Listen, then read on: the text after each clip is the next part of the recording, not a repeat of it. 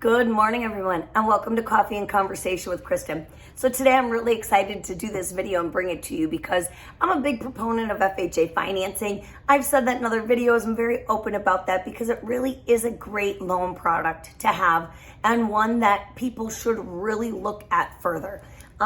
It's got a lot of great options for it, and it really does help borrowers get into home a little bit more than conventional sometimes. So one of the things, though, that we've struggled with FHA in the most recent years is their calculation of student loan debt. So they've changed their guidance on this in and out over the last, probably 20 years.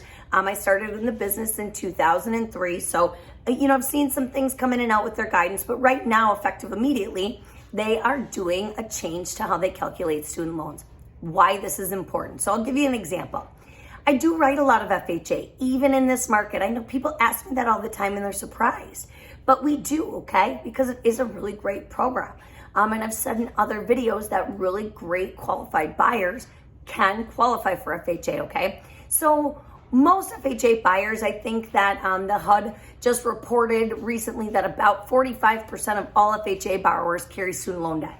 That's a large percent, right? So in this, all of these people are qualifying when they may not even be paying for their student loan debt, but we are using a payment. Now, with that being said, we always have to assume that these debts are going to come due, whether it be 12 months, 24 months, or whatnot. But if it's deferred for, let's just give an example for the next 12 months.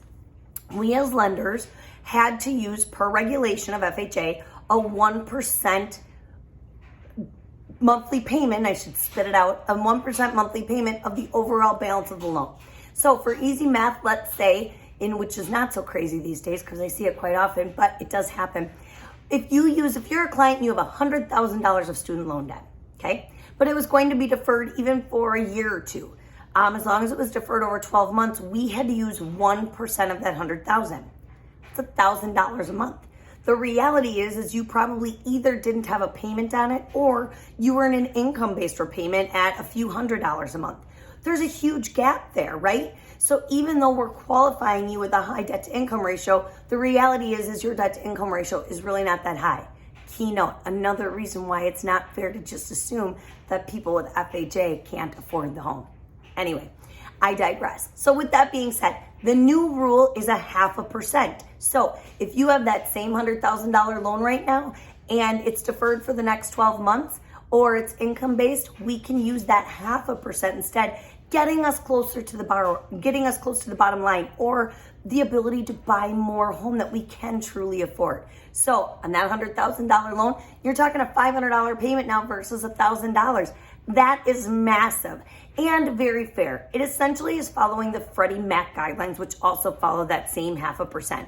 Another reason why it's important to work with a lender that has more than one loan option, meaning more than just Fannie Mae, more than just Freddie Mac, more than just FHA.